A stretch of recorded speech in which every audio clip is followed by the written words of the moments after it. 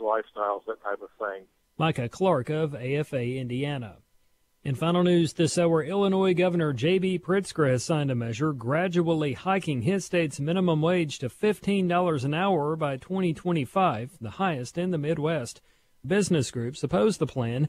They wanted a longer phase-in and a regionalized approach with lower minimum wage levels for areas outside Chicago.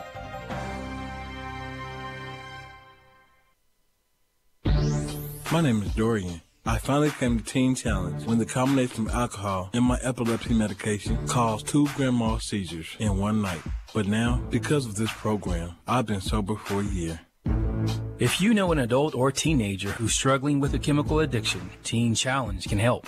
Call us today at 417-581-2181 or reach us online at teenchallengeusa.com. This is Urban Family Talk.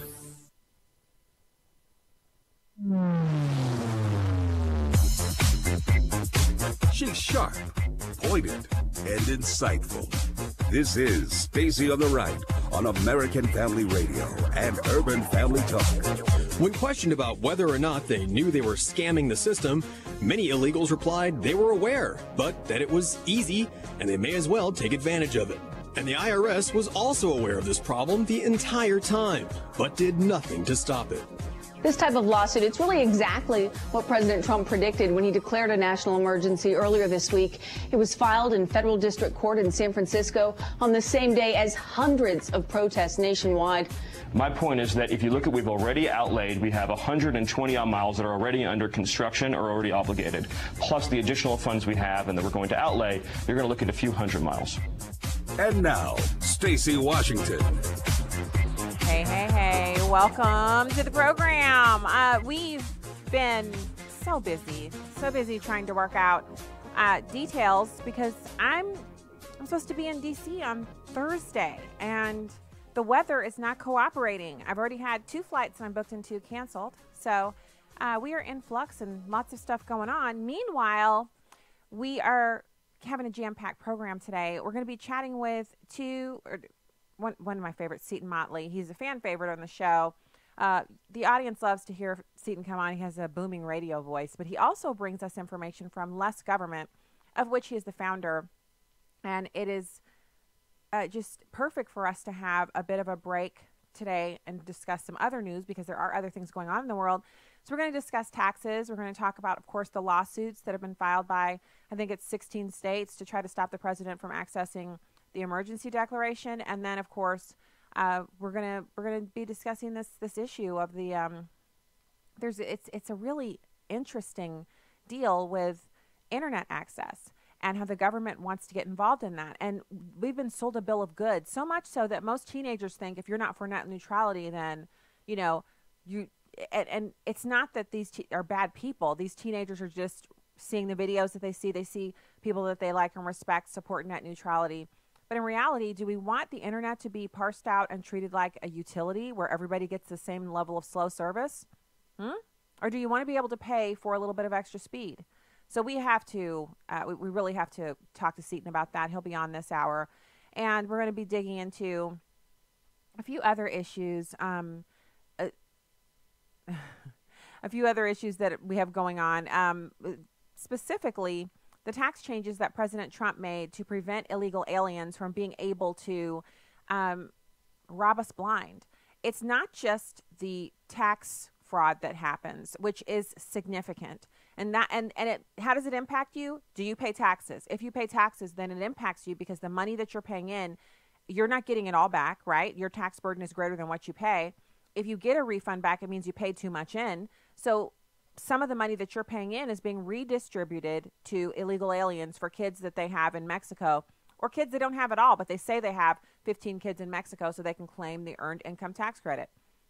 And for families like ours where our kids are getting older now and they're starting to phase out of that, it really burns me up that someone might be claiming 5 kids that are illegal aliens or not even American citizens and getting $5,000 back. And we have just the kids that we've claimed and we're not claiming any extra. And we're getting less and less money back, but paying more and more money in. And that's where the rubber meets the road. So we're going to be talking about that as well. Right now, I want to dig into our daily confession. Matthew 6:33, But seek ye first the kingdom of God and his righteousness, and all these things shall be added unto you. Matthew 6:6 says, but you, when you pray, enter into your closet, and when you have shut the door, pray to your Father in secret. And your Father who sees in secret will reward you openly. And then Romans 10:17 says, so then faith comes by hearing, and hearing by the word of God. It's pretty clear. The Bible tells us to, first of all, take our problems to God secretly. Pray to God. It's a one-on-one relationship. We don't broadcast every single thing that we discuss with family members or our spouses or our children. It's the same with God. Take it to him, leave it with him, and see won't he really take care of the problem. And what I find is that God is so creative. He works things out for my good in ways that I'm not able to calculate. I'm not able to say, oh, you know what, I think I should do this, this, and this. And I do have some pretty good plans. In my mind, they seem like they're fantastic plans. But sometimes God says, yeah, that plan looks okay, but here's what I have, and it's so much better. And I always end up being so grateful that I'm able to see things through after I've prayed over them, to see what God has for me in answering prayer. And he'll do the same for all of us. None of us are greater or less than in his eyes, in his sight. And we are so blessed to be able to access the Father through prayer and watch him work in our lives. So that's the encouragement for today.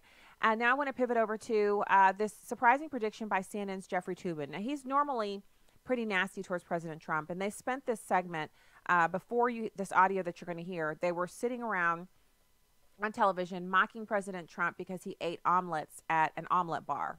Now, you know, President Trump owns Mar-a-Lago, and when he goes down to Mar-a-Lago for the weekend, which this weekend was a long weekend, so he spent time in Mar-a-Lago, and he spent 3 consecutive days on the links golfing. Now, I'm not a golf person, and it's not, I don't really care. If the president's hobbies were, you know, knitting or playing Jamba sticks, that game where you stack up the little rectangles, it would mean nothing to me more or less than the fact that he likes to play golf. The idea that he's down there for 3 days on his own golf course at his own resort at his house playing golf seems to enrage liberals every time he goes down and does it. It's like it's the first time they found out he has his own golf course and he golfs there, and they always get mad. So this was no different, only this time they found that so for dinner they have this big huge buffet, which is also always steak and seafood and a bunch of other stuff. So it's like the biggest buffet you've ever seen, only instead of it being gross and disgusting, it's fantastic because it's all gourmet stuff, and it is very expensive to go there. And of course you have to be a member of the club to get in or be a guest. So the media will always ask what's on the menu for tonight, and then they send it out on the press list, and I'm on the press list, I read it, and then later I'll see stories and reporters on Twitter tweeting about different horrible things about the president because of what he's eating. They mock him when he eats burgers and fries. They mock him when he eats steak and lobster. So the omelet bar was no different. He's just down there eating omelets, which I got to say, we like omelets too. And we don't own any golf resorts. We're just regular people, but we like to eat eggs and we like to eat omelets. And I make a really mean breakfast casserole. Like, when I say mean, I mean it's meanly delicious. And I have a number of different recipes that I've tried out.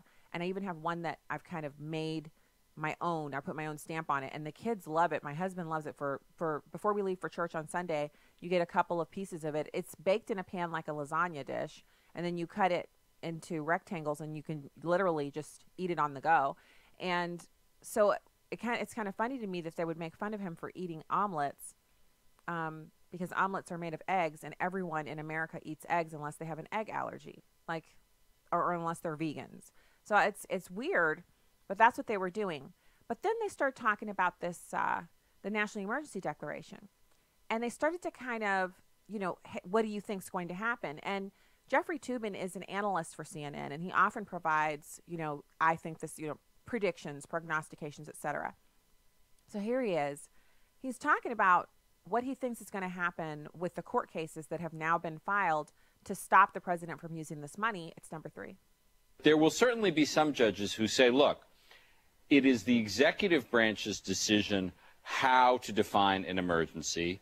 They will certainly come with arguments that say this is an emergency. And some judges will say, we just are not going to second guess the executive branch in this area. Whether that's 5 Supreme Court justices, I don't know.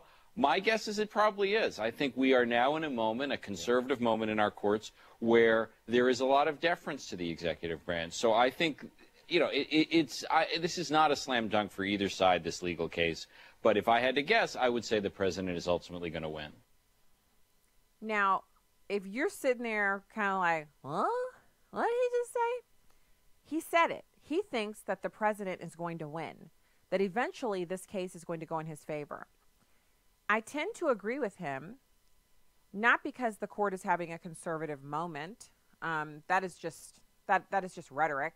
It's not about the court having a conservative moment. It's about the fact that if the president thought he couldn't prevail in court, he wouldn't have declared the national emergency. So I make it much simpler. In my mind, I see the president with his advisors and with individuals who regularly do these types of things, see the court cases, people who know the history. And I see him as having had a number of meetings and asking people to do research and to really turn the issue over. If I make a national emergency declaration, what must I satisfy before I actually make it? If I make a national emergency declaration, or if I plan to do it, what things would be allowed and what things would be off limits? If you read the text of the National Emergency Declaration, you'll see that the president actually goes to great lengths to point to other times in the history of this country, recent history, where presidents have used national emergency declarations to accomplish similar tasks. He lays out the case for the emergency being real and actionable and costing American lives and dollars. And so yes, we now have a 5-4 majority on the court, which we've had that for decades. Anthony Kennedy was a conservative justice. So the idea that all of a sudden this is something new, it's just that we now have 5 conservatives on there who are more likely to behave in conservative ways. The real test is going to come if this goes to the Supreme Court, which we are all pretty sure that it will. When it gets there, if Ruth Bader Ginsburg is still there and the makeup of the court is as it is today, the real test will be, what does Justice Roberts do? Does he succumb to the pressure, or does he stick with his stated beliefs and ride with the conservative wing of the court? I think it's kind of interesting also that obviously I'm happy to see Ruth Bader Ginsburg back on the court. You might be thinking, what? What'd you just say? I don't ever wish ill, like physical harm, physical maladies, all that stuff. You know, you can have someone and disagree with them politically, but to want to see them dead is, that's a bridge too far. So only God numbers our days. Only God has a specific timing, knowing the day and the hour that we are to leave this earth and go on into eternity. And so it's not for me to judge. I did speculate openly as to whether or not she was really as healthy as they said, because we hadn't seen any images of her and they weren't doing the regular updates. And that might be because her public relations people said, look, don't stop giving regular updates on her like she's, at death's door. She's fine. She's recuperating. Let's let her recuperate in peace. That might be the reason why we saw those stop. I was speculating then. I was like, who knows where she really is or what she's really doing? Is she still with us? But now that we know that she is and she's fine and she's back at the court, more power to her. At some point, she will retire. And at that point, President Trump will put in a conservative replacement. And that will take away this desire by Justice Roberts to be some kind of kingmaker or to exercise power by swinging back and forth. I'm so excited to see that happen, because I don't think Justice Roberts really has considered how many Americans have looked up to him and respected him as a conservative jurist. And to see him begin to behave as Anthony Kennedy did would be a real blow to his legacy. And so perhaps the way to rescue him from doing that to himself is, once Ruth Bader Ginsburg is off the court and another conservative is there, then it really wouldn't matter if he votes with the group or not, because hopefully the group would vote together, making his 6th vote kind of like icing on the cake. As the Chief Justice, he gets to decide who writes the opinions, and that's a powerful position, but maybe it's just been too much for him being overshadowed by Kennedy all these decades. Like, it's just seems like he wants to do the same thing now, and I don't know why. I don't know why he would side with people who are continually trying to rewrite the Constitution and adjust our laws to suit their whims instead of, hewing to blind justice and equal under the law and everything that the founders were really hoping to see this country walk into. So pretty crazy. Up next, we're going to have Seton Motley. He's the founder of Less Government. And we're also, as I mentioned, we're going to be discussing the tax changes. We also have some audio from Stephen Miller defending the president's decision to declare a national emergency. I love it when he comes on, on the shows and we can get audio from him because he's so astute. He's an expert on this subject and he knows it coming and going, and it's really great. Also, today we're going to talk about this man pulling a gun on a couple who were wearing MAGA hats in the Sam's Club. He pulled a gun on them, told them it was a good day to die. And we're also going to talk about the Democrats having no response to the Trump agenda. So, full show for today. Keep it here.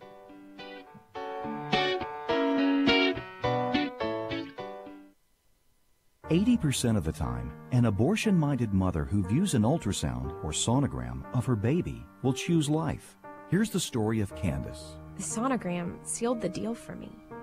My baby was like this tiny little spectrum of hope. And I saw his heart beating on the screen. And knowing that there's life growing inside, that sonogram changed my life. I went from just Candace to Mom. Thank you to everybody that has given these gifts. You guys are giving more than money. You guys are giving love." There are currently preborn centers which do not have an ultrasound machine. Would you sponsor a machine today? Dial pound 250 and say keyword baby. That's pound 250 and say baby. Or go to preborn.com. That's preborn.com. Your love could save a life. Hi, I'm Crawford Loritz with a Legacy Moment. Not long ago, I had a conversation with a mother whose daughter has made a series of poor choices. The problem is she refuses to own the responsibility for those choices. She's now experiencing the full consequences of what she has done, but she continues to blame everyone else except herself, and she refuses to do what must be done in order to experience lasting change. Have you heard that before? Well, we all have. We have become a culture of whiners. We're singing in unison that "somebody done me wrong" song. But on the contrary, choice is the prerequisite to change. Let me say that again. Choice, decision, is the prerequisite to change. Am I going to let my life circumstances control me? I have a decision to make. That was the message of God in Deuteronomy chapter 30, verses 15, and then down in verses 19 and 20. Listen to these words. "See, I have set before you today life and prosperity and death and adversity." Then the last part of verse 19. "So choose life in order that you may live, you and your descendants, by loving the Lord your God, by obeying his voice, and by holding fast to him. For this is your life and the length of your days, that you may live in the land which the Lord swore to give your fathers, to Abraham, Isaac, and Jacob, to give to them." God is driving his people to make a decision. He says, decide what you're going to do and how you're going to live. Your choices do affect your future, and blessings follow right choices. Well, here's what I want you to remember and do today. We all are responsible for where we are today and what we do with our lives. The key word is choice. Let's choose life. Legacy Moment is a production of Moody Radio, a ministry of Moody Global Ministries. Welcome back to Stacy on the Right on American Family Radio and Urban Family Talk.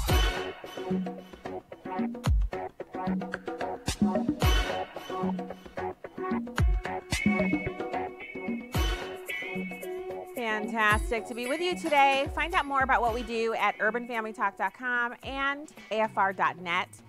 We are so excited to have our next guest. He frequently joins the program to talk about his work over at lessgovernment.org. And Seton is, he's an expert in this area, and I'm so glad that he writes about these things so that we can have fantastic chats about them and learn more. Seton, thank you for joining the show today. Thank you very much, Miss. How are you? I'm pretty good. Look, I'm so sick of this argument, but it needs to be made over and over again because this was just the other day. someone that I know well who is politically astute and really, really like, tip of the spear with information, actually said, wait a minute, we don't like net neutrality. Said this to me like in person. I was like, well, what? Hey, we don't want. Yeah. So what are you talking about? So we need you to keep beating this drum, and we got to keep talking about it. Yeah. Well, first of all, you've got I think it's a perfect overlay. I think there's 16 states.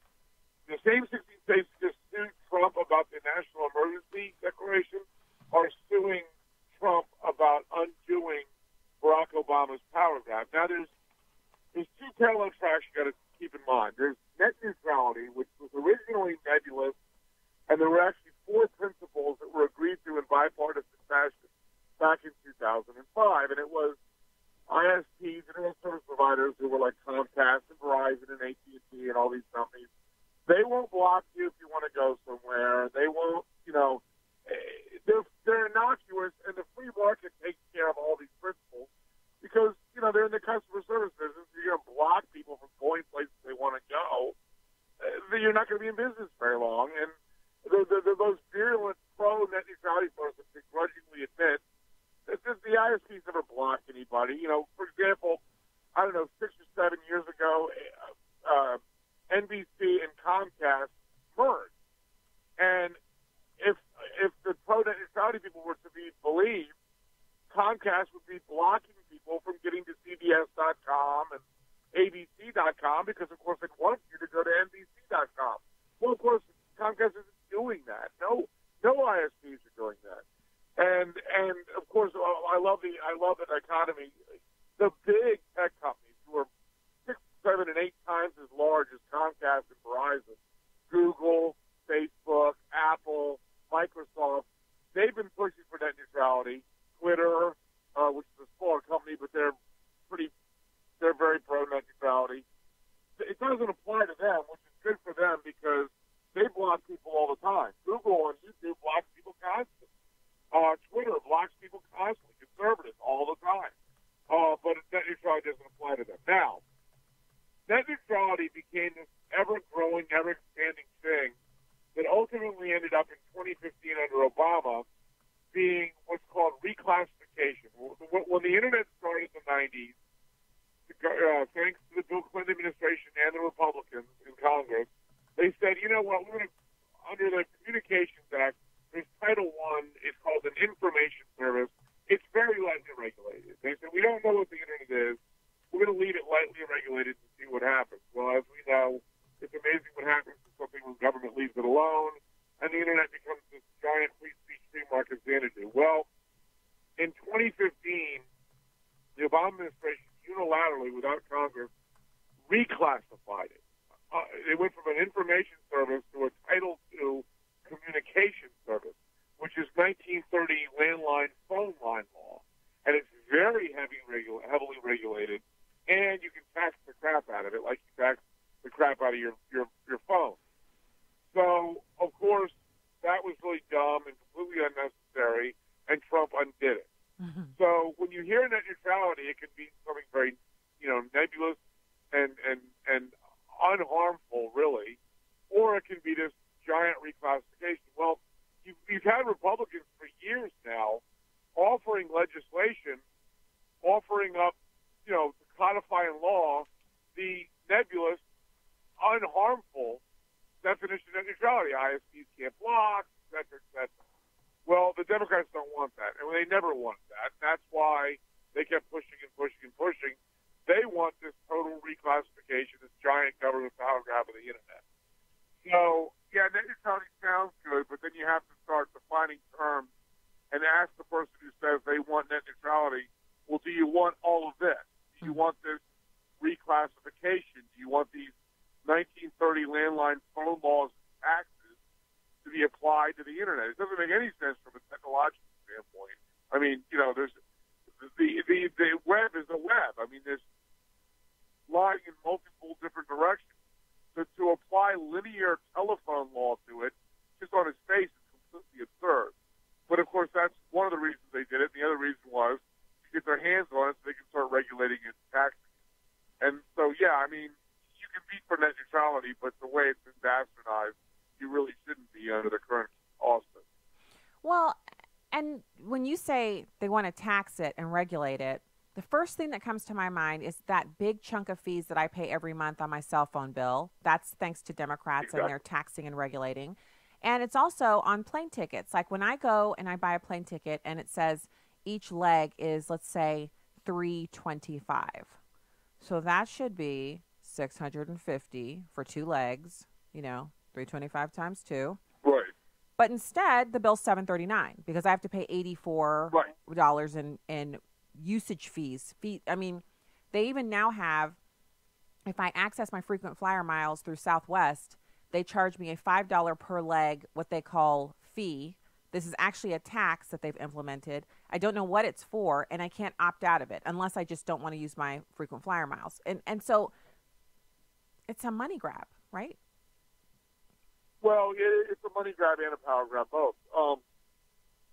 The way we pay, going back to the 1930s, there's a tax on our phone called the Universal Service Fund, USF. And it was originally passed as part of the New Deal, where they wanted to connect rural people with a landline telephone line. Well, it never got to be universal because it's government, and government thinks that everything. It got to it topped out at 94%, I think. And then, of course, it started declining rapidly because at that point, cell phones had taken over, and people were giving up their landline to just have a cell phone. So instead of the tax going away, they just shoved it and said, okay, now we're going to pay for cell phones with it. And then they shoved it again and said, okay, now we're going to, and they're talking about this. They haven't done it yet. Now they want to apply it to internet connection paid for by government. And they're still taxing your phones for that. Well, that's one of the reasons they want to shift the internet into this regulatory regime, because if they're going to pay out of the USF fund, which, by the way, is at about 20%, the tax, the USF tax, it goes up every 3 months automatically, and it can go up whenever 3 of the 5 commissioners at the Federal Communications Commission, FCC, vote to raise the tax. I mean, it can be raised whenever they want it. And not to mention the 3-month increment bump. And so if they want to start paying for internet access out of this USF fund, in their minds, it makes perfect sense that they should be able to tax the internet to do it. And that's part of this Title II reclassification is we want to get our hands in the wallets of internet customers, not just landline telephone customers and cell phone customers. So what do we do? Like when I'm listening to you say that, I do feel pretty powerless. It's the same way I feel when I'm at the airport and I'm forced to listen to CNN. It's like, here's something that I hate, that I'm clearly paying for, that I have no control over. And that is not supposed to be the way Americans feel. As Americans, the constitutionally limited form of government that we're always touting and talking about how wonderful it is supposed to provide us a mechanism by which we can escape these types of forced interactions. But it looks like that's not exactly the case. Well, yeah, the legislature is, there's obviously three branches of government, unless you're asked to listen to Warren, who says there's 2, but there's 3 branches of government, the judicial, which is the judges and the courts, and then the executive, which is the president and his administration, and the legislative. Well, the legislative has spent the last half century plus, because they're most directly responsible to the people, they've been outsourcing their power and their responsibility to unelected judges and unelected bureaucrats in the executive branch. Because that way they can say to their constituents, well, we don't have any control over it. It's over there. You got to go yell at them. Well, you can't yell at them. They're not elected. And that's why they're outsourcing, unconstitutionally outsourcing their responsibility to these unelected people, so then they can run for re-election and say, well, we have no control over that. We're sorry. That's them over there. And yes, the FCC has taken a lot of that power that should belong to the Congress. And that's why we, limited government people, have been saying, well, if you want net neutrality, you can't impose it by a 3-2 bureaucrat vote of unelected clowns at the FCC. You have to go to Congress.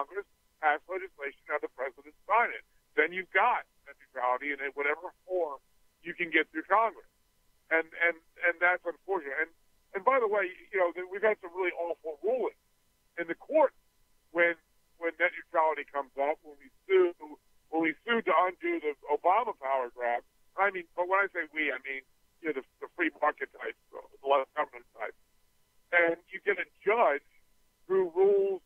There's a thing at the Supreme Court, a ruling called Chevron deference. There was a lawsuit involving Chevron, and to his everlasting shame, may he rest in peace, Antonin Scalia sided with the liberals and said, well, these are expert agencies, and they're the best equipped to determine how much power they have. And so now there's Chevron deference, what they call it. There's a precedent on the books that says the bureaucrats can decide how much power they have. And, of course, when has any bureaucrat ever said, I've got too much power, hey, or take some of it back? And so that's what's happened with these giant power grabs. The net neutrality Title II reclassification is a giant power grab. And unfortunately, when we sue, the Chevron deference thing gets in the way. So, what do you need? A new precedent, or you need someone to? Yeah, you need a ruling that undoes the precedent, and it's looking like that might happen now with the new court. As bad as Roberts is in some areas, Chief Justice Roberts, he's not been bad in this area. It was like identifying Kennedy's blind spots. He'd be consistently good on some things and consistently bad on others.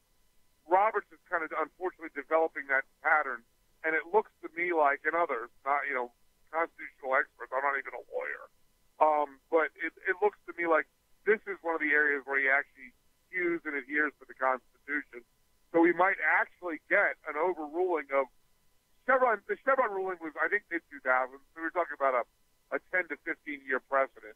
And it's really grown government a lot in the last 15 years because all the bureaucratic agencies, all the bureaucrats went, oh, hey, it's up to us. That's fantastic. Mm-hmm. And, of course, they don't see any limits on their power.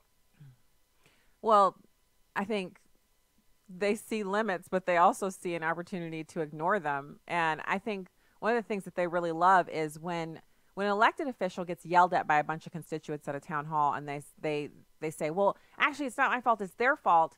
Deep down, they know that's a lie. But the bigger deal is the bureaucrats know as soon as it gets lobbed over to them, they're like, well, we're unaccountable because you really can't get rid of us. We protect each other. We have, Well, it's funny.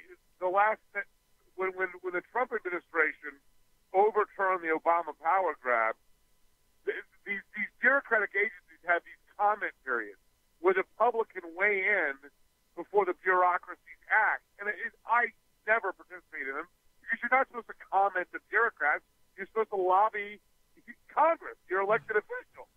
And this is just, you're playing into this notion that these unelected bureaucrats are legislators, and they're not. And the funny part is, like this last comment period, there were a bunch of the number one suffix email address was a porn website as far as filing comments in this comment period. And they're claiming a bunch of Russians weighed in, and I'm screaming at the television, this comment period's irrelevant, because what happens is whoever's in charge, the bureaucracy, it's 5 commissioners, 3 of the president's party, 2 of the other.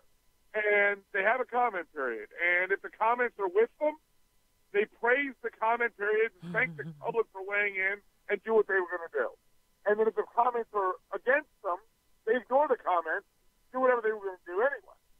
So it just speaks to they shouldn't have this much power. It belongs back in the legislature where it belongs.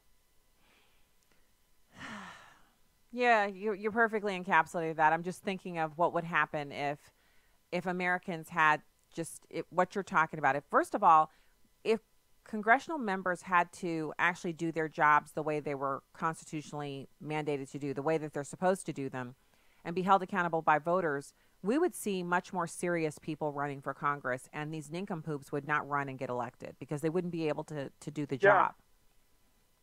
Yeah, no, you're exactly right. Look, to me, one of the key components that's really screwed things up is gerrymandering. I think undoing gerrymandering is exponentially more important than term limits. Because, okay, we have term limits. All you're going to do is elect a 40-year younger Nancy Pelosi in that ridiculous district of hers, right? I mean, it's the same ideology. It's just a different person. But we spent the last 40 years, 400 of the 435 congressional seats aren't competitive in the general election. And so we make them 60, 70% partisan districts, and then we look at D.C. 20 years later and go, see, why is it more partisan than it was? Because you've drawn it that way. And the old saw about gerrymandering is, it's not us picking them, it's them picking us. Well, you know what, Seton? You're fantastic, and thank you so much for joining the show today and for your expertise. We'll talk again soon. Thanks for what you do. Seton Motley, founder of Less Government. I'm Stacey Washington. I'll be back in a minute.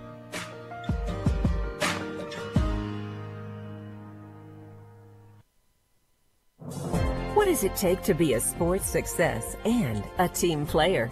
Here's Pro Football Hall of Fame coach Tony Dungy with today's uncommon moment. Former Packers head coach Mike Holmgren knew that defensive end Reggie White was a devout Christian. So, when he wanted to sign White to play for him, he called Reggie up and said, "Reggie, this is God. I want you to play in Green Bay."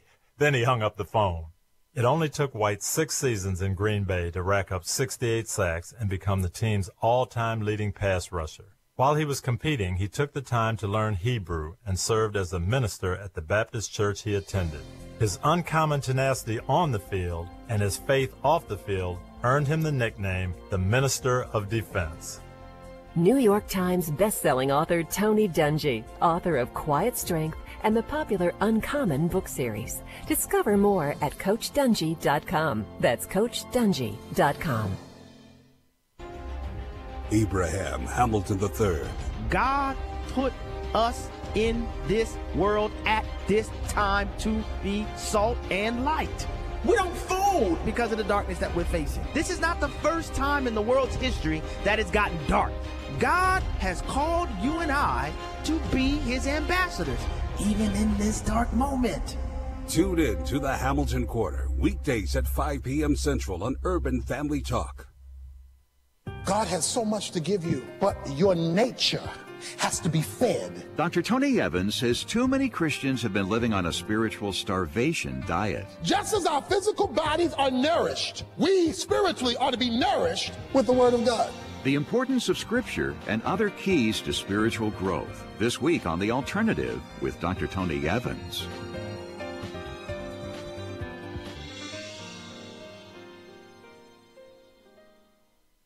I'm Chad Pergram with the Speaker's Lobby. House and Senate border security conferees crafted a $49 billion package for the Department of Homeland Security. Article 1, Section 9 of the Constitution dictates that, quote, no money shall be drawn from the Treasury but in consequence of appropriations made by law. That is, unless the White House uses what's called transfer authority. There are 12 individual spending bills. There's Account A and Account B in the DHS measure. The administration may decide it needs more money for a priority in Account B, so it wants to reprogram the money from Account A to Account B. Such a maneuver is allowed, but the gambit entails a sign-off by the top members of the House and Senate Appropriations Committees. What President Trump wants to do is to go around Congress without a blessing. This tactic starts to test the constitutional limits of Article 1, Section 9, granting Congress the authority to spend money how it sees fit. Moreover, each program has supporters in Congress, and lawmakers will likely howl if the president touches their programs, robbing Peter to pay Paul. With the Speaker's Lobby, Chad Pergram, Fox News. Welcome back to Stacey on the Right on American Family Radio and Urban Family Talk.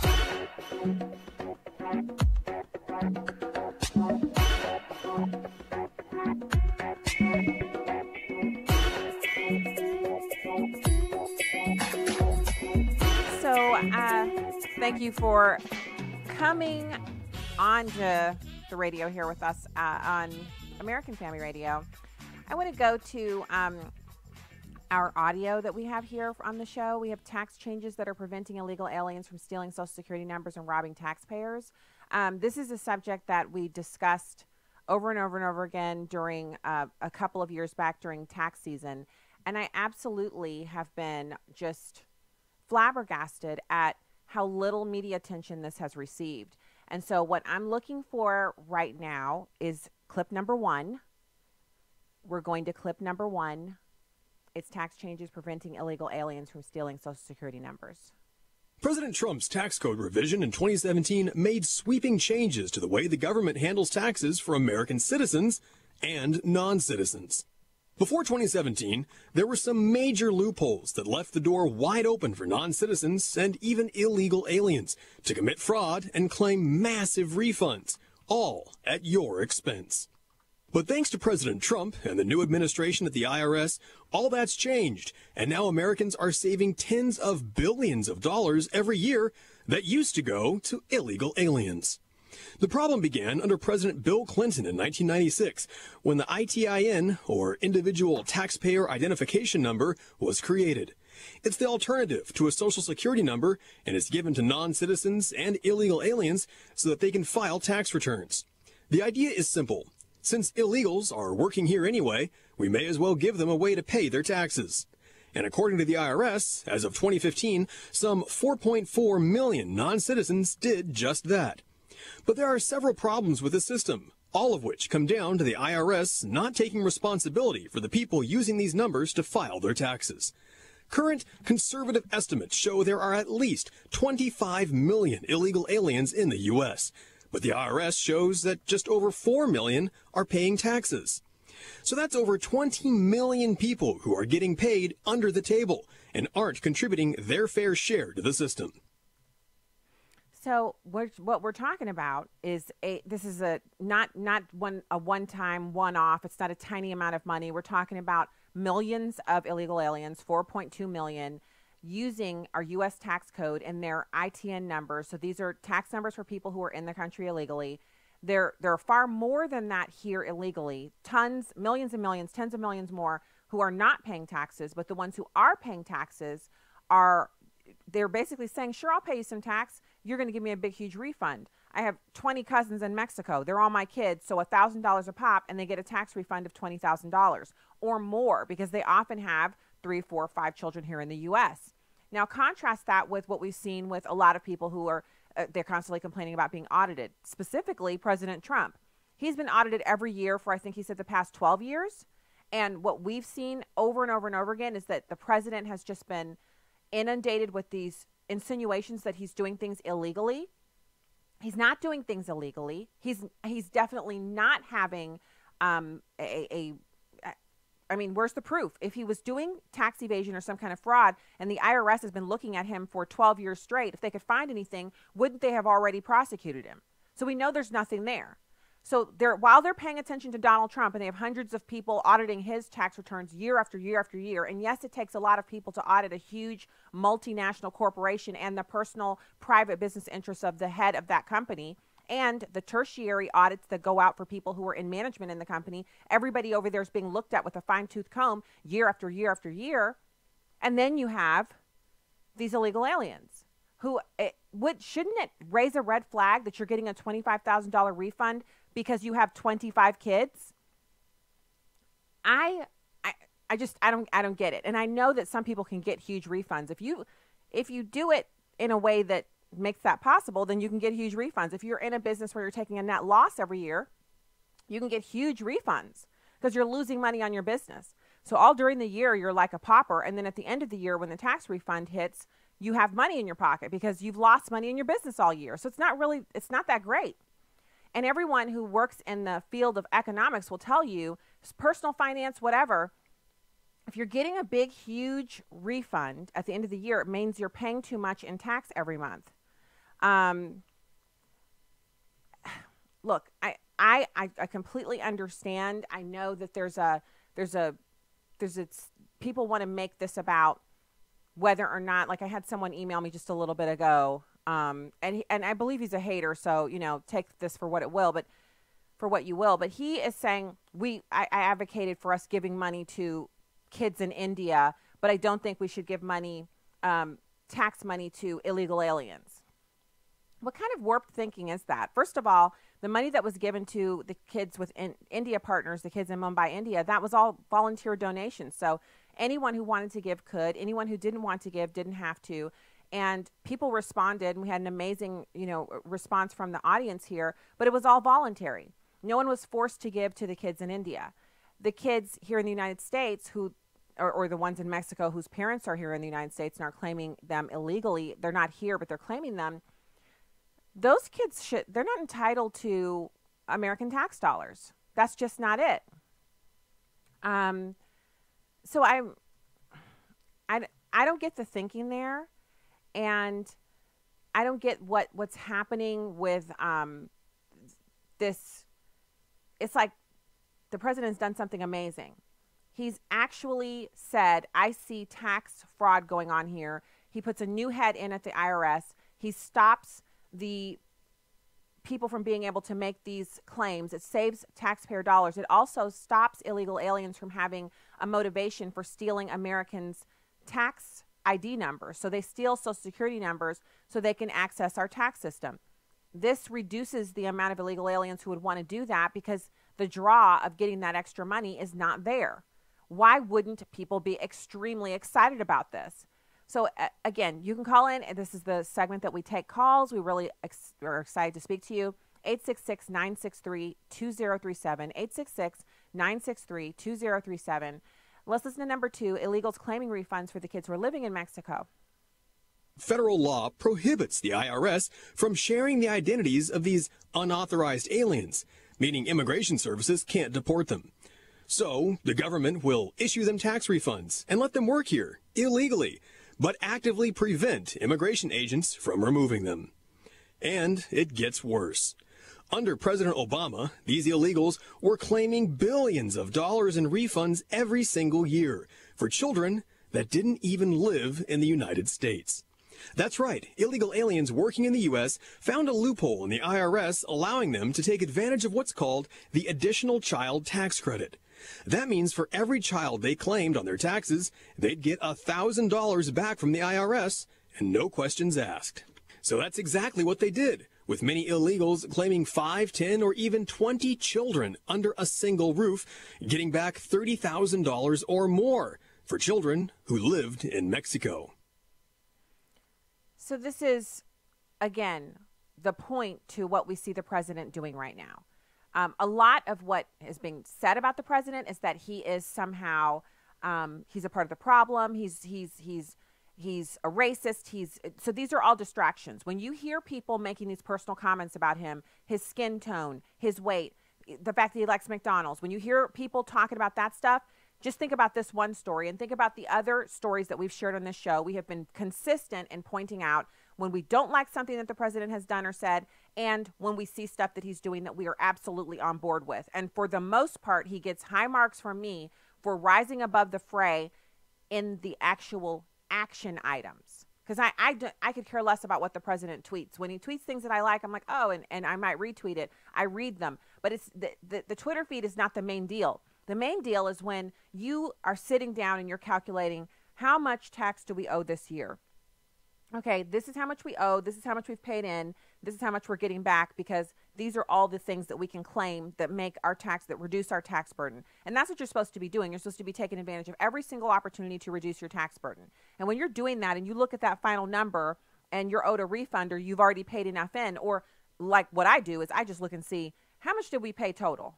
And I think about whether or not that to me is what I've gotten from the government, what I've gotten from our local state government. What am I getting in exchange for that enormous amount of tax dollars? Pardon me. And so when I think about that, then to me, I'm like, well, okay, I know there's fraud, waste, and abuse, and I know that some of this money went to Planned Parenthood. And so I'm never satisfied with the number, because in my opinion, as long as they're funding Planned Parenthood, I shouldn't have to pay anything. Yes, I'm going to drive on the roads. I'm going to use the bridges. Yes, I expect the homeland to be defended. I expect the U.S. Armed Forces to be up and running at 100%. But Planned Parenthood should not be funded with taxpayer dollars. And illegal aliens should not be able to receive tax refunds for kids that aren't even in America. And that's what President Trump has just put a stop to. And so if there's something that you need, like you're thinking, well, I don't like that bill he just signed for to keep the government open. I don't like that. I like that he signed the emergency declaration, but I don't like that bill. Well, here's something to kind of balance that out for you. Tax season's coming up. And we as Americans have a lot to be thankful for, certainly, but we also have a lot to be extraordinarily ticked off about. I mean, let's be real here.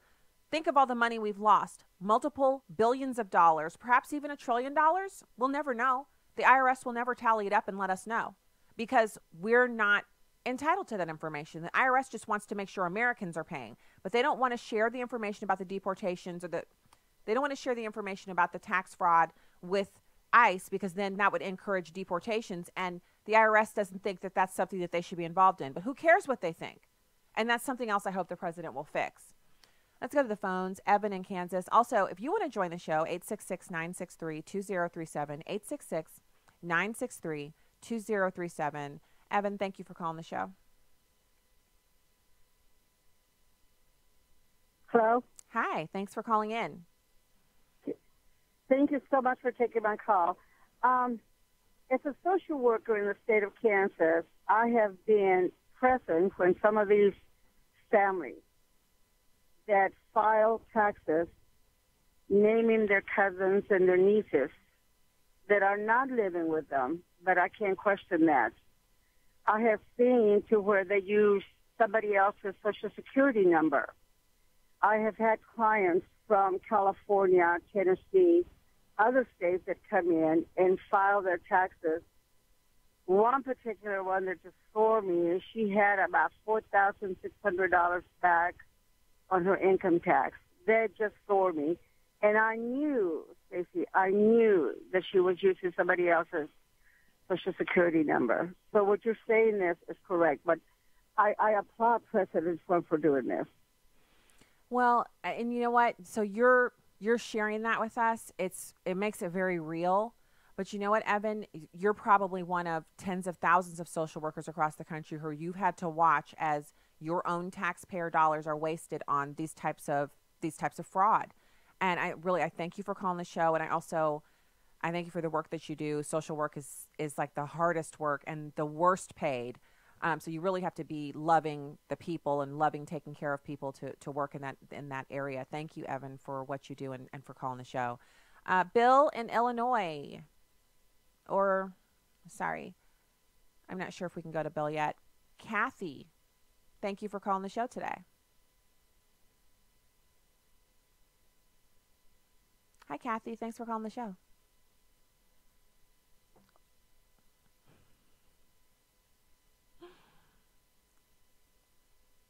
I'm not sure who we have. Okay, Kathy. Yes, Kathy. Thanks for calling in to Stacey on the Right.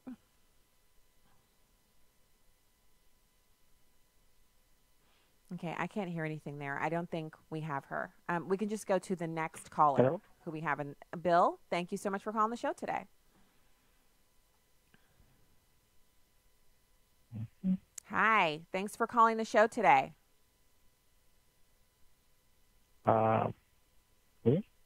Okay, we don't have any of these people.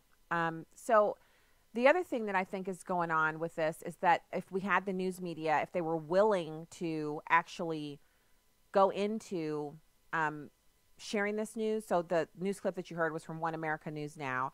And One America News Now does these hard-hitting news pieces. They don't have a lot of opinion over there. They just do news. And when they do these in-depth studies and they dig in to try to reach people, what ends up happening is they're really interested in spreading out information that doesn't get covered on mainstream media. And as much as I like Fox and Fox Business, they do tend to kind of ride at a certain level of news information and gathering. And the topics tend to be those biggest news stories of the day. They do cover taxation, obviously. Fox Business does, and so does Fox News. They cover it. But when it comes down to the kind of reporting that you see in this piece, where I just played the audio, it's kind of amazing that that's not everywhere. And I know in a media world where you don't like President Trump, you don't want to share good news about him. But this isn't really good news about him. This is good news about Americans. This is good news for Americans. It's good news about our government. It's the image of something actually working. Someone saying, I see a problem and fixing it. Isn't that something to be celebrated no matter who is in charge? I'd say yes to that. Okay. If you're on the phone lines, hold on. We'll get to you after the news and information at the top of the hour. If you're saying goodbye, God bless you from the heartland. And if you're sticking around, we'll be right back.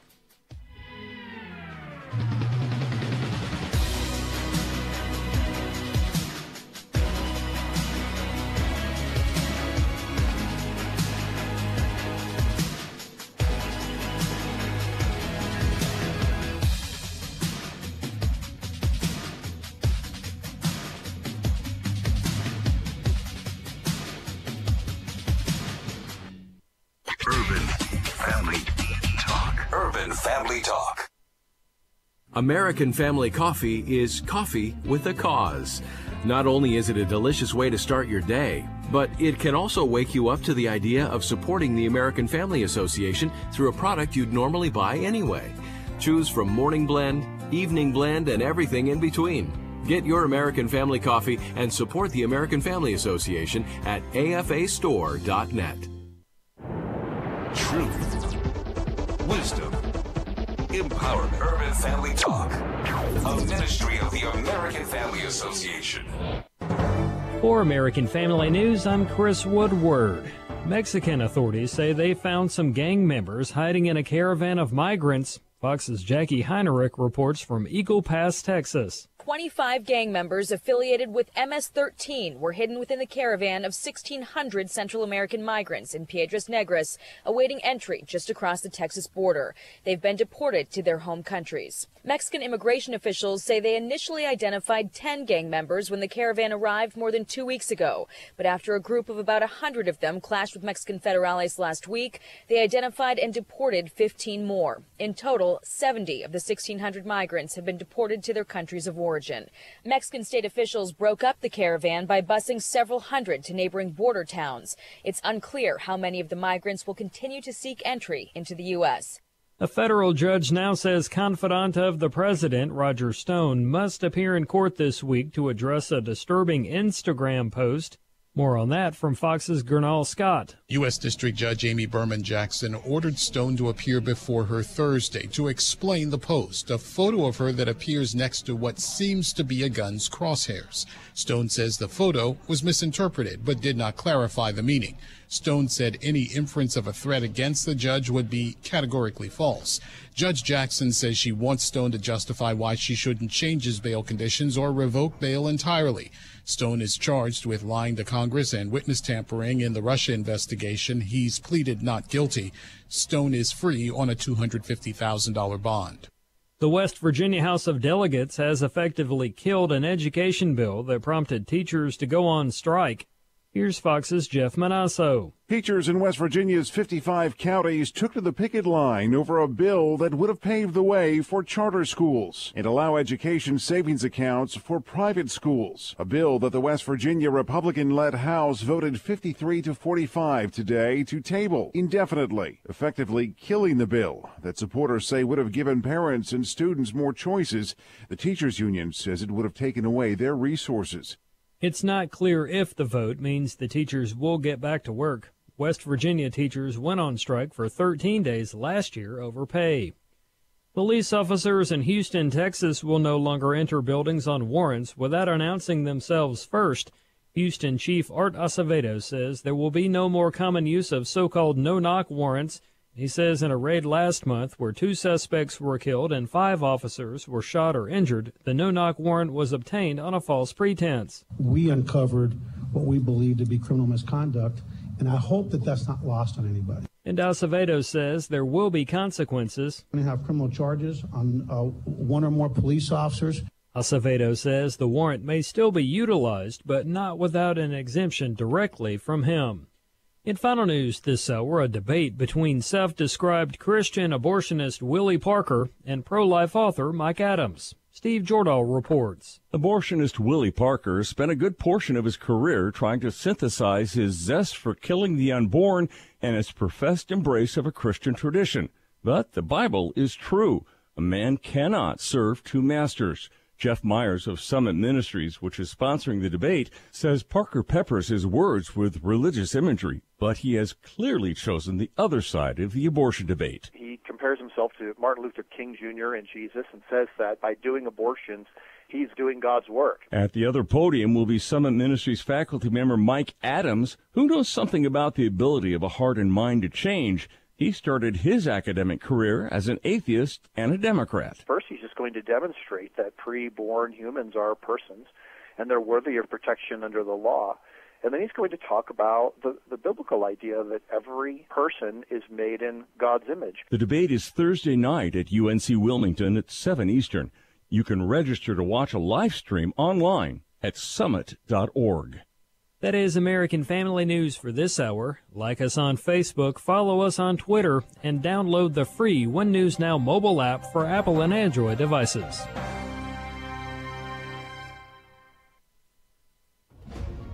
Holy Spirit speaks to everybody. The problem is most folks don't listen. Lonnie Poindexter. If they do listen, they don't take it to heart or they get fearful or whatever. But when you listen and act upon it, wonderful things happen. And because a man of God heard the voice of God and acted upon it, it blesses me today. And you as well for listening in. Lion Chasers. Weekday mornings at 10 Central on Urban Family Talk.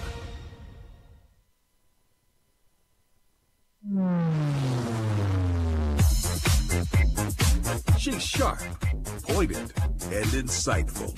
This is Stacy on the Right on American Family Radio and Urban Family Talk. When questioned about whether or not they knew they were scamming the system, many illegals replied they were aware, but that it was easy and they may as well take advantage of it. And the IRS was also aware of this problem the entire time, but did nothing to stop it. This type of lawsuit, it's really exactly what President Trump predicted when he declared a national emergency earlier this week. It was filed in federal district court in San Francisco on the same day as hundreds of protests nationwide.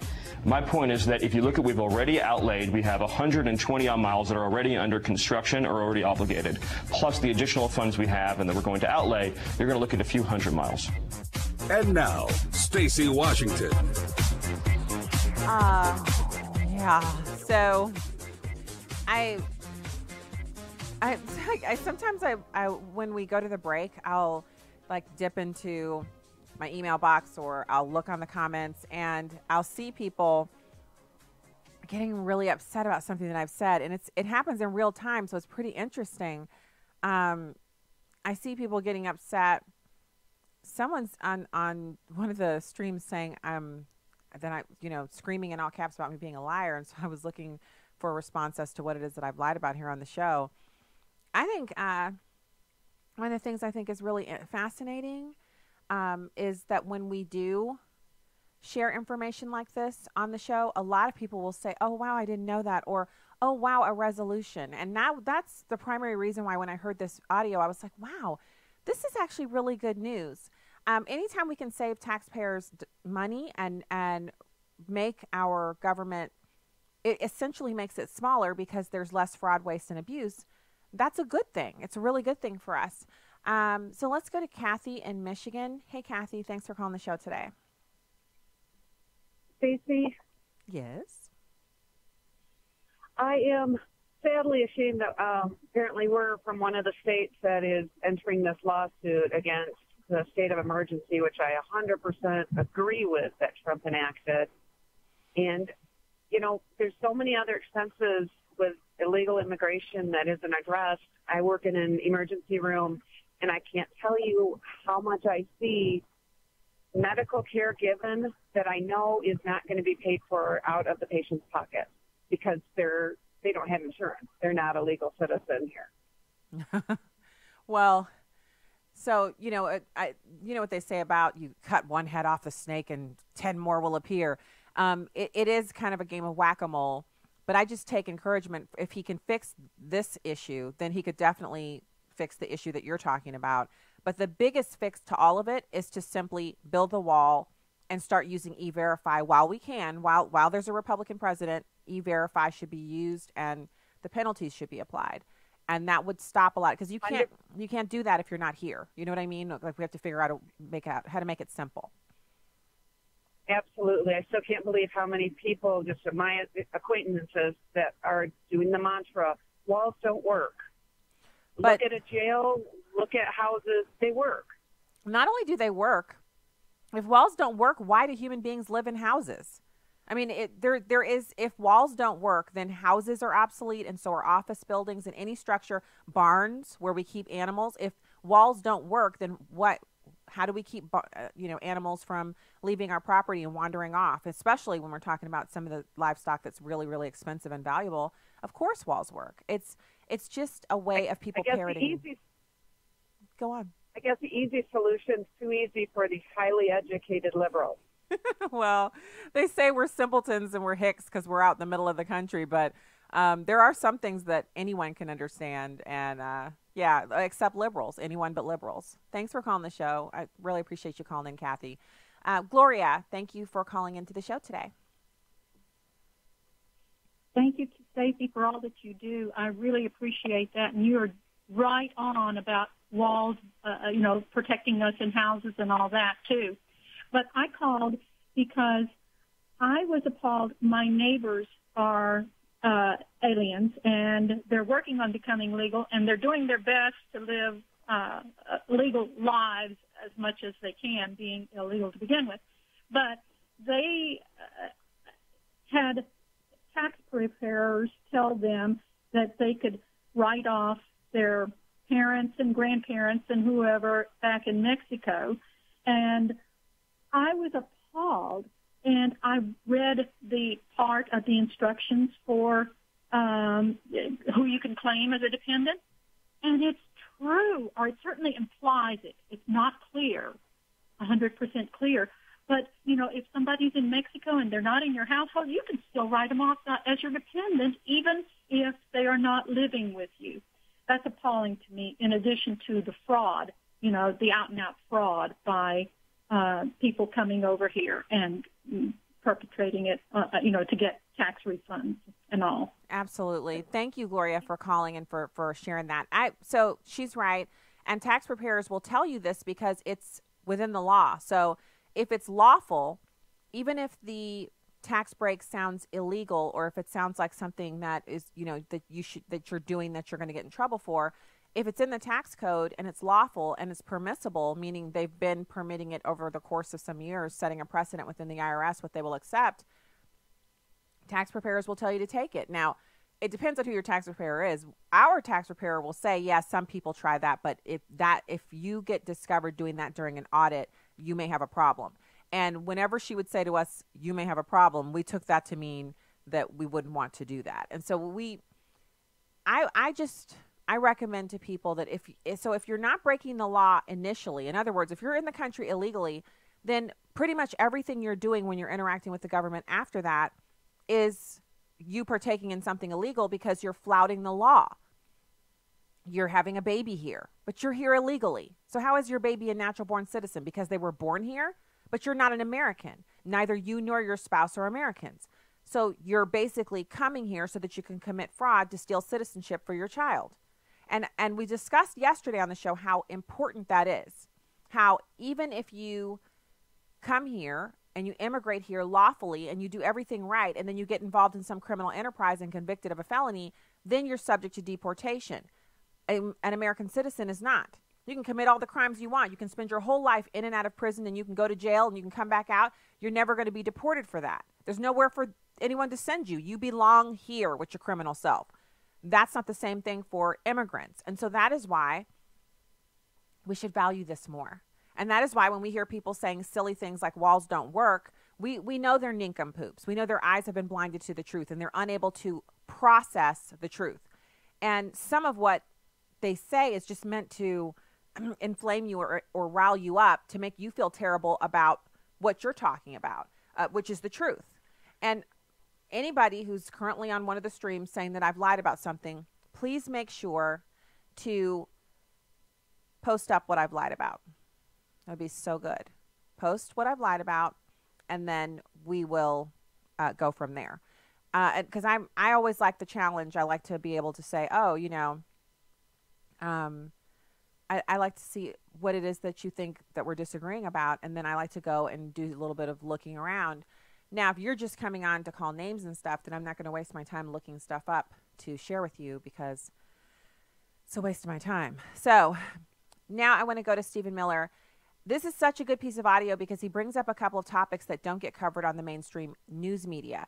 And if the mainstream news media was doing their job and covering these issues, then Americans would know about it and they would say, as much as I think walls are medieval, I still think we need one because look at what he just said about what's happening with these people. And of course, yesterday's biggest untold story, because everybody had to talk about Jussie Smollett, including me. Biggest untold story is that we didn't have anybody talk about the fact that there was an image from one of the migrant processing centers down at the southern border, and there's just like, it's overwhelmed. The center is completely overwhelmed by the number of people who are there. As the president says, it's an invasion. But listen to Stephen Miller here. It's number 4. Well, as you know, when George Bush came into office, illegal immigration total doubled from 6 million to 12 million by the time he left office. That represented an astonishing betrayal of the American people. And I'm not going to sit here today and tell you that George Bush defended this country on the southern border, because he did not. Back then, 95% could be turned around in a matter of days. As a result of loopholes, activist judicial rulings, and increasing sophistication from cartels, the reality is that more than half of people crossing the border are what we call non-impactable. They can't be turned around. And so what you see is sophisticated operations and smugglers will actually push out migrants and children and family units to divert border agents, and then because there's not secured areas with the wall, they'll then cross after the border agents have been diverted to those areas. But at a fundamental level, we could go down to the details, and you know, Chris, I could go down to the details as much as you want to. But the bottom line is this. Please don't. But the bottom line is this. You cannot conceive of a nation without a strong, secure border. It is fundamental and essential to the idea of sovereignty and national survival to have control over who enters and doesn't enter the country. And we can get into the statistics. You want to talk about drugs? There's been a huge increase in drug deaths since George W. Bush and Barack Obama were in office.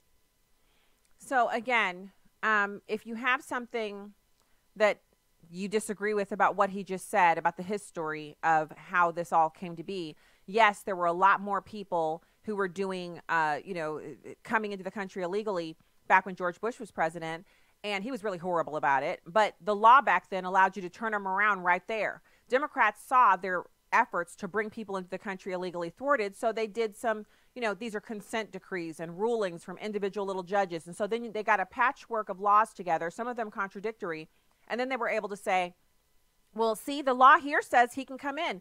Well, the law here says you can't turn him around. And then just like Seton Motley was talking about last hour, did you hear Seton say that when Congress cedes their power to unelected bureaucrats who believe in illegal immigration, who don't believe in borders, who don't believe in walls, who don't believe in laws, then they'll create consent decrees and a patchwork of little regulations that will accomplish the aims that they couldn't get done at the ballot box. And that is something that the Democrats are so good at. Besides the misinformation campaigns that they constantly engage in, whether it's them saying, I'm not telling the truth or I'm ill-informed, or whether it's them they blanket the airwaves with these crazy mantras. Walls are immoral. Walls don't work. Walls are medieval. They spend a lot of time spreading the misinformation, and then people accept it. They're like, well, I mean, I just want to feel good about my, I want to feel good about my views. I want to have views that make me feel good. I want to have views that make me popular when I go to, gatherings with other people. And so they'll adopt these kinds of things because it is so much easier and simpler. Let's just be real here. Can we just take off our sweet, kind conversational mode and let's just go in. It's easy to be stupid. It's easier. Being well-informed and being willing to defend your views, it's kind of tough. It means you have to, maybe turn off your binge watching of Parks and Rec and spend a little time on the internet. It means you might have to pick up a book that's heavier than a paperback by Thomas Sowell and read about how some of the problems that we see here in America are the exact same problems from the exact same people groups that came here from Great Britain. They brought their problems and their bad cultural habits right here to America and replicated them. And those are the same individual people groups that you can trace to some of the same criminal behavior, bad family situations, and poor culture. You want to argue about economics. It's so easy to say tax the rich, bleed the rich, take from the rich and give to the poor. It's much harder to pick up Economics by Thomas Sowell. It's a big, thick, heavy textbook. He wrote it as a book, like, pundits write books, but it's so well written that it was actually adopted as a textbook by, colleges and universities across the country. And for the longest time, it was the economics textbook that you started off with. You had to have read that first. And in that book, it's a heavy lift, but once you get into it, you just can't stop reading it. I've read it. It's an amazing book. It's much harder to pick up a book like that, read it, finish it, absorb what it said, let it soak into you, and then spend some time listening to Thomas Sowell in interviews from the Hoover Institution and Victor Davis Hanson and Walter E. Williams and others. It's much more difficult to say, I'm going to turn this TV off, or I'm going to turn the radio off, or I'm going to, get over here and turn my laptop on and pull up some Heritage Foundation white papers and see what real economists say about this.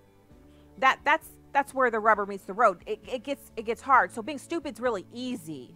It's the easy road. And when people engage in that, then what they do is they lob bombs, rhetorical bombs, at people who have done the work.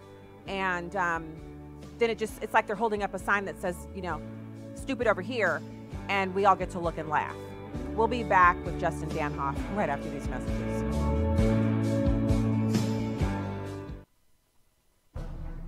Hello, I'm Tim Wildman, president of American Family Association and American Family Radio. On our Spiritual Heritage Tour of Washington, D.C., we go to the Supreme Court. That's one of the places we go on day one, and we visit the inside chambers.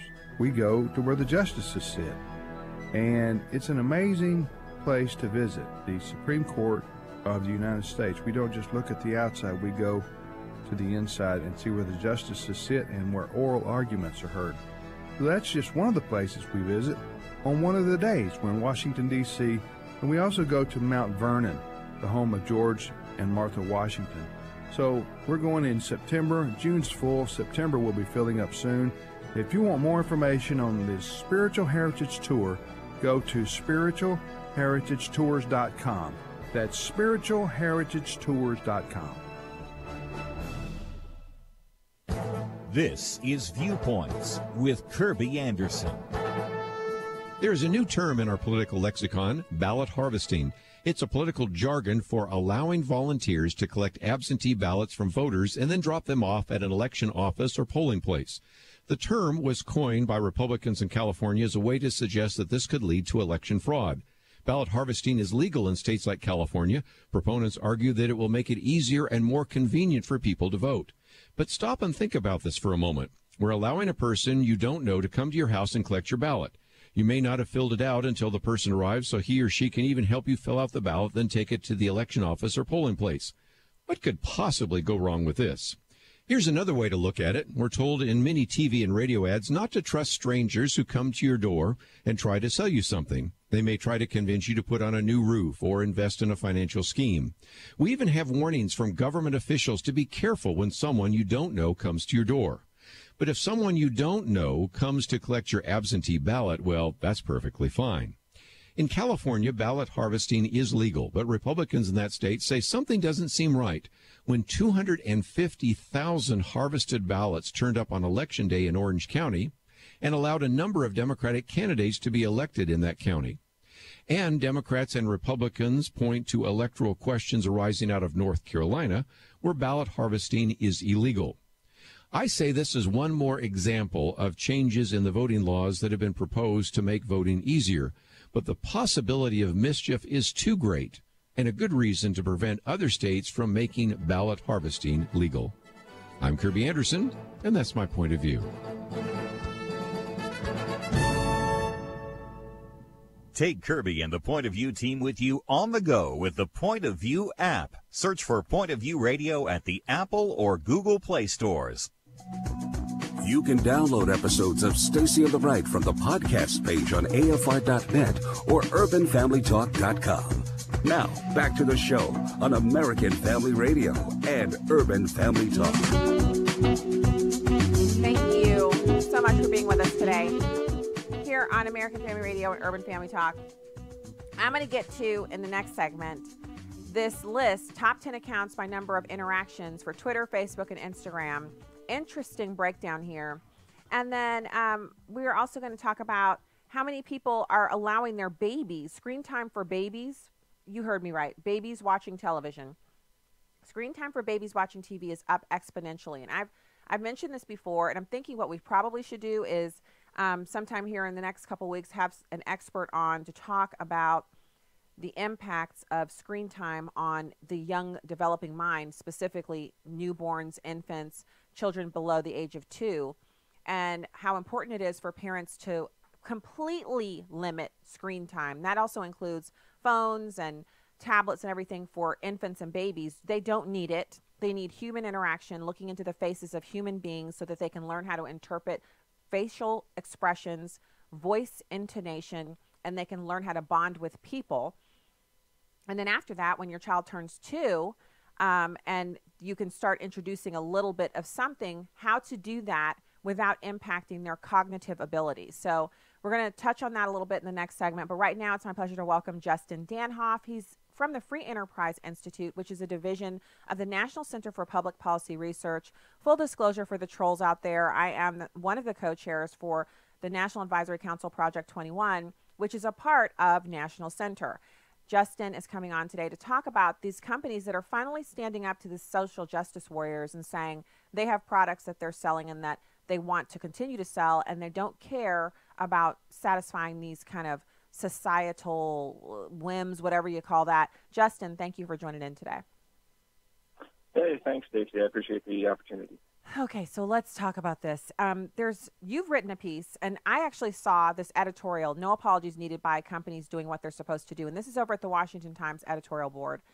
And they're talking about these activists who buy a share or two of a stock, let's say in a gun company, and they'll go in and say, what are you going to do about solving the gun crime epidemic or mass shootings, when the company is not actually obligated to do anything about society's problem with mass shootings or what have you. The company is obligated to provide value for shareholders.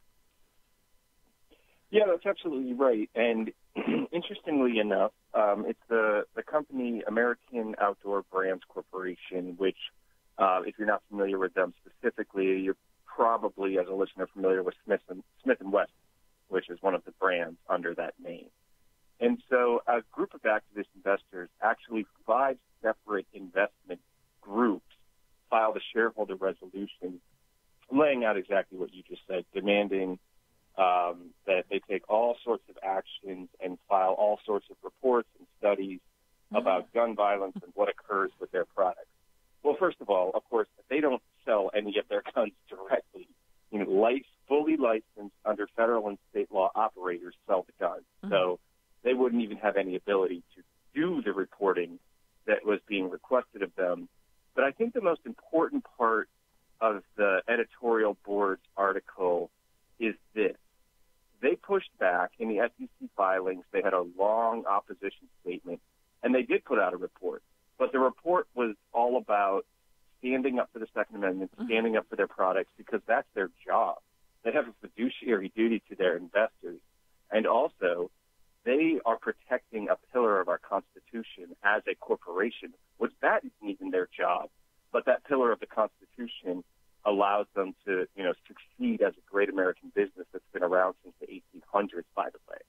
But the most important part that I think that the editorial board hit home on really, really well, and that American Outdoor Brands understand better than most corporations do, and believe me, I deal with lots of companies on these issues. They write this: efforts to improve the company's reputation among its critics would be inherently futile. Let me just read it one more time so the listeners really, really take this message home. Efforts to improve the company's reputation among its critics would be inherently futile. So even if they did everything that these activist investors wanted, there would be no satiating. And that's because, Stacey, you can't satisfy the liberal mob. This group of individuals, they're inherently unsatisfied with every step of the way. And this is a message at the Free Enterprise Project I've been taking to companies in almost every industry, because what the Washington Times editorial is talking about here is specifically the Second Amendment and attacks on gun manufacturers.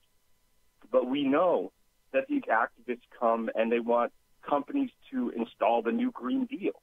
We knew in advance of Obamacare that these activists were coming demanding that companies support socialized medicine. It's in all areas of our economic life and our cultural life that these investor activists operate on the left.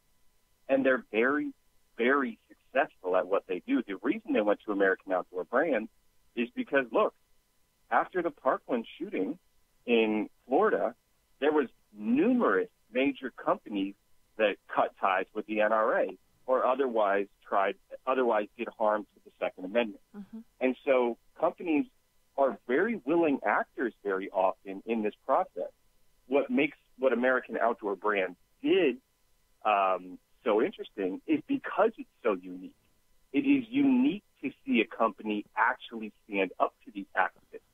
These activists are given what they want more times than not, and so that's why they keep coming back to the door. And that's my message to other corporations that give in, is exactly that. You're wasting your time. You're not going to satisfy them.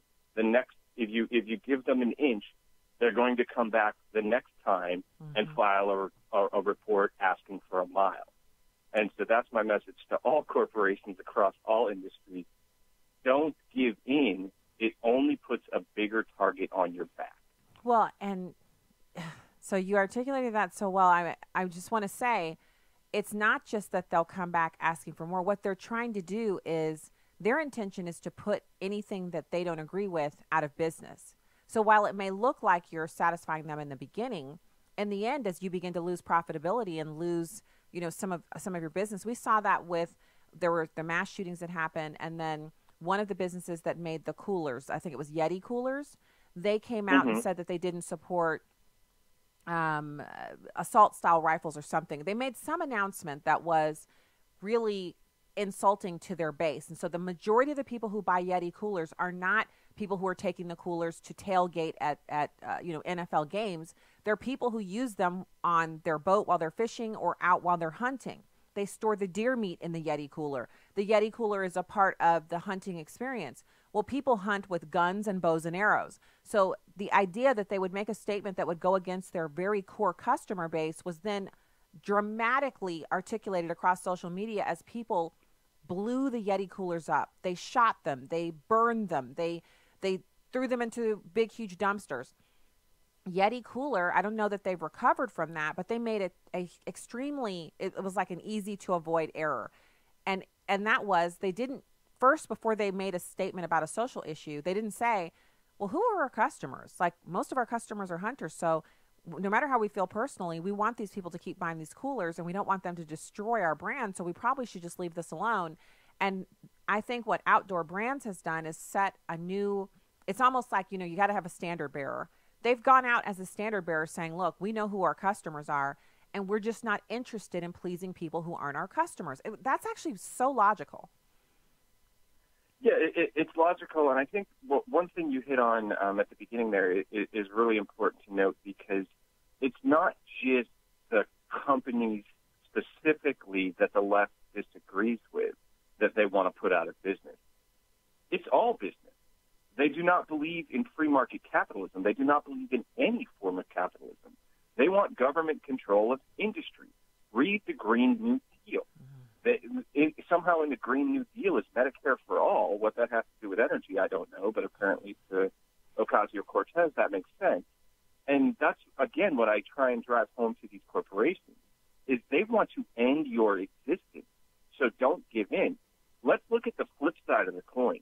One of the greatest corporate American evils, and I'm putting, using finger quotes in the air here, has been forever ExxonMobil. One of the left's biggest boogeymans is ExxonMobil. Well, what did ExxonMobil announce in October? That they're funding a nonprofit organization to the tune of $1 million to support a carbon tax now. I had a meeting with ExxonMobil 2 weeks ago about this, and I said, you're making a major mistake. They want to end your industry. They want to end your business. Why are you possibly helping them? It's such a self-defeating effort. Because you know what? 1 million, if you don't get the carbon tax passed through this Congress, and of course you're not going to, next year they're going to want 10 million, and then 100 million. And you're helping to sign your own death warrant. It may be death by 1,000 cuts, but it's coming if you give these people what they want, because they want the end of you. And, you know, even a company as big as ExxonMobil doesn't get this. Well, I want to point out that you have a piece, and thank you, first of all, before I get to that, thank you, Justin, for actually going and telling these people the truth, because sometimes all it takes for someone who is in a position of power to do the right thing is for them to get almost inoculated by someone who knows the truth and tells it to them, to kind of inoculate them and say, look, wait a minute, pump the brakes, just consider what you're doing here. And the other thing that about Exxon that I want to point out to people, and I know I've talked about this on the show a few times. My husband and I took this. We were supposed to go to New York, and then there was a blizzard, and we ended up in Galveston, Texas. And we were going there for the beach, but the beach in Galveston it's not beautiful. But what they do have is it's an oil rig that's been decommissioned, the Oceana. And you go on the oil rig and you learn all about how oil is in everything. Like if you are using a laptop, something in the laptop is made of an oil-based product. Your TV screen, your computer screen, anything that's made of plastic has oil-based products in it. And so I didn't know that. And I always think, I know about that. I went in there, I came out like an oil industry expert of sorts. And the oil industry is one of those things where it's so ubiquitous. It's in everything we're using. It's everywhere, that we take it for granted. We take it for granted the same way we take breathing air and drinking water for granted. We would prefer to drink coffee, right, Justin? But the fact is you can't make coffee without water, so you need water. So we should really be appreciative of the water just as much as the coffee bean. And we just take it for granted. And so there's something fascinating to me about the way that these activists on the left who want to destroy industry, but they love iPhones and MacBook Pros. They love drinking custom coffee. So all the things that they love, the gig economy, Airbnb, Uber, all the stuff they love that can't exist without the kind of innovation that they're currently trying to destroy. Now, you have this piece over at Investors Business Daily, and the title is Apple Isn't So Interested in Diversity After All. And this is where you went and you talked to these people. So we just have a couple minutes left, and I want you to tell the listeners about this, because this is super important, because all of us are using their products. Apple is so 100% saturation in America right now. Like even the babies, I'm going to have to talk about that next segment, how the babies are using the Apple products and they shouldn't be. So what did you do there? Yeah, so thanks for letting me talk about this. It's really one of the most important initiatives we've put forward in a long time. And what I did is I filed a shareholder resolution with Apple. And it's called a true diversity proposal. So what the liberals in this sphere have been doing and successfully implementing at many large corporations are these board diversity proposals. And they mandate that for every open board seat that companies must interview a woman and they must interview an underrepresented minority. And the stated goal of their proposals is to avoid groupthink. So let's tease that out for a second. If you're interviewing a woman to avoid groupthink, that must mean you believe all women think the same thing based on their gender. I don't know about you, but I call that sexism. It is. And if you have to interview an underrepresented minority of any specific class, that must mean you think the same, that they all think the same based on their skin color. I call that racism. And so I filed a resolution with Apple. I said, look, diversity is diversity of thought. It's viewpoint diversity. It's what you believe on the inside. It's your ethos. It's the content of your character. It's who you are. It's not what you look like. And in this day and age, when companies are getting, and Apple is, one of the leaders in this, getting super political on almost every issue, one area of diversity that seems to be lacking, especially in Silicon Valley, is ideological diversity. So I asked them to, when they're nominating new members for the board, I didn't mandate like the left did with their proposals. I just suggested that Apple might want to consider interviewing people from a diverse ideological set of folks and beliefs. And not everybody thinks the same thing. Because how do you avoid groupthink? Well, My idea is you have people that actually think differently. So somebody in the room is asking critical questions when companies are getting involved in politics. Apple used its high-priced legal team to petition the federal government to try and get my proposal off its statement twice. And I beat them. So on March 1st, the true board diversity proposal will be voted on at Apple's shareholder meeting. And if you are an investor in Apple of any kind, I ask for you to vote and tell the company that there is merit in diversity of thought, in viewpoint diversity, not just in the diversity of how someone looks. Which I think it's so interesting that you're pointing out that they think women all think the same and that blacks all think the same and Hispanics all think the same. It's so comical because when you point that out, they have to be thinking to themselves, no, we don't. And they're like, oh, so like, how do we get this done? What? So he's pointing out flaws in our reasoning. We just want to get more people of color on our board and a few women. How do we get this done without getting anybody on there who's a conservative? Like that has to be what they're thinking, right? They're just like freaking out because you call them on it. You got them. I got them, and you know the comical part. If you are an investor, please do go read my piece because I point out that in their legal filing, which is on the Securities and Exchange Commission website, it's part of the public record. They called their investors, basically called them morons, for lack of a better word. That they would be too dim-witted to understand what the proposal meant by diversity of ideology, which is just so comical. So they also have a low opinion of you as an investor. Well, you got to keep doing what you're doing, Justin. Thank you, Justin Danhof, Free Enterprise Institute. We'll be back with more right after this.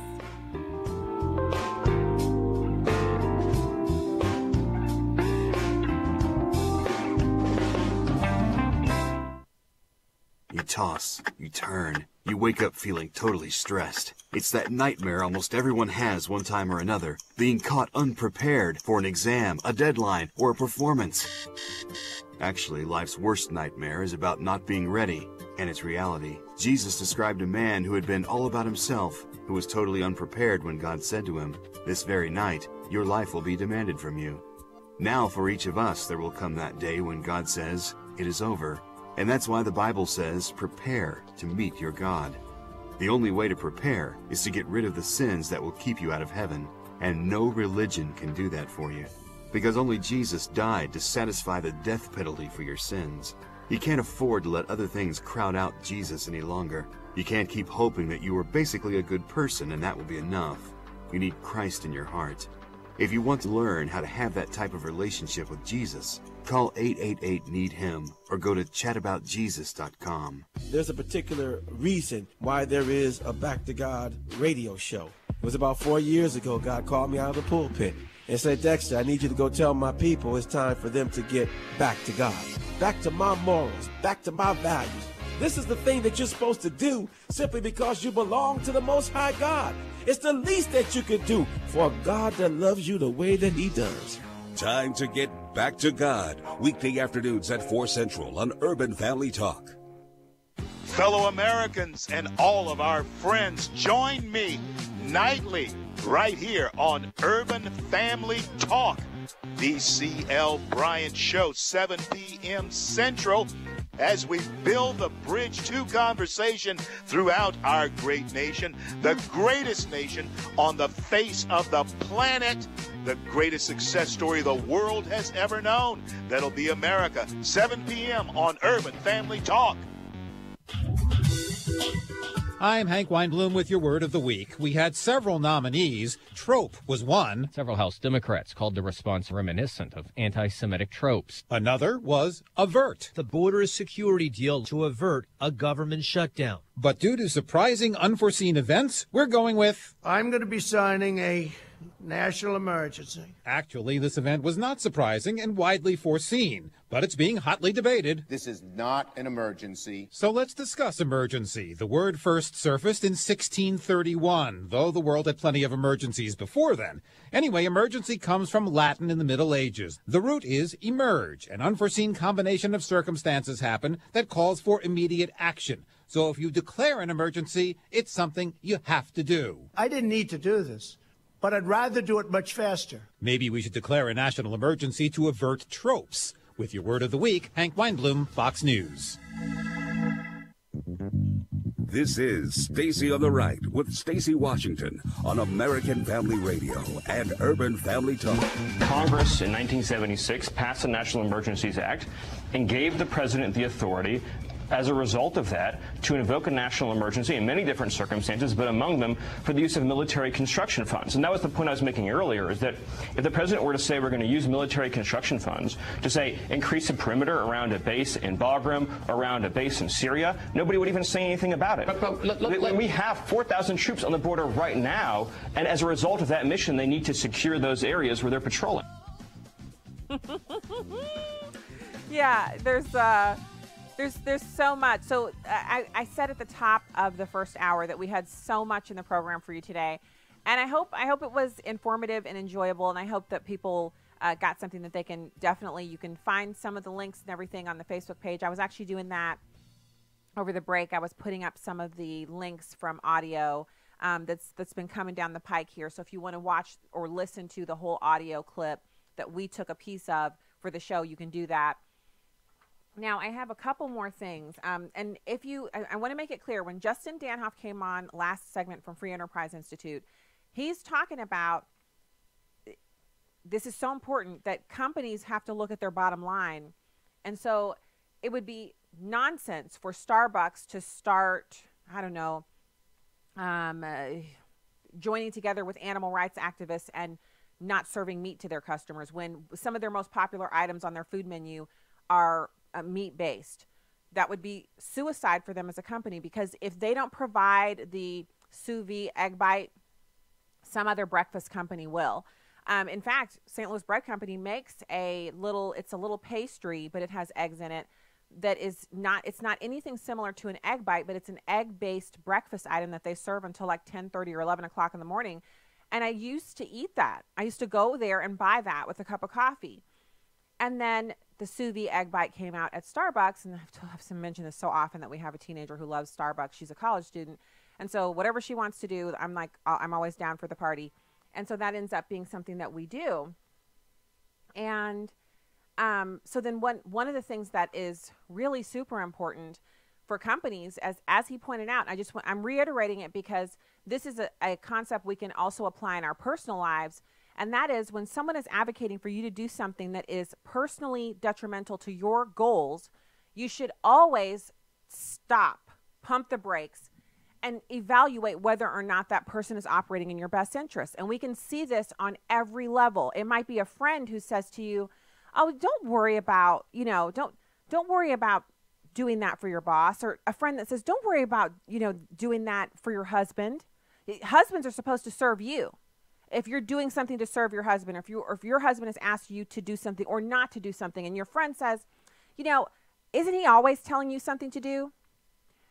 First of all, you shouldn't be discussing what all is going on in your marriage with your friend. Your friends are never going to be good sounding boards for that. You pray about what's going on in your marriage, and get yourself a mentor, a woman who's been married for a very long time, decades, someone who you could call your marriage grandma.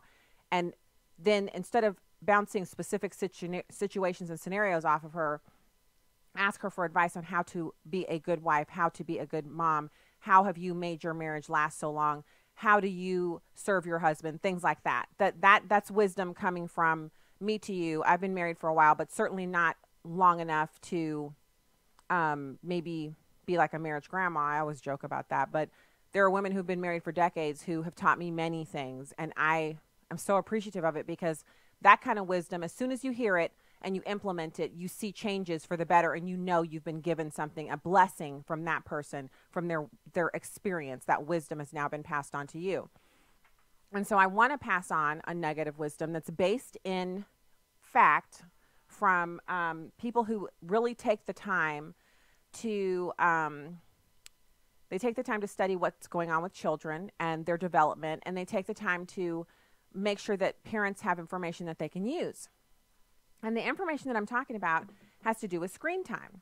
And so again, when someone's giving you advice that's horrible, when your enemy comes to you and says, "Let me show you how to do X with your family or with your finances," it's your enemy. You don't want that. And that's why these companies should be refusing the advice of these social justice warrior activists, because, as Justin said, they want to destroy private industry. They want the government to run industry. They don't want people owning their own businesses and making their own wealth. They don't want people making decisions for themselves. And they don't want what they call inequality, which is some people working super hard and attaining unbelievable outsized outcomes for themselves, and other people working at a moderate pace and achieving moderate outcomes for themselves, and some people sitting around in their butts and getting checks from the government and getting nothing for themselves, nothing of value. And they don't want that. They don't want you to be able to say hard work gets you to over there where he is.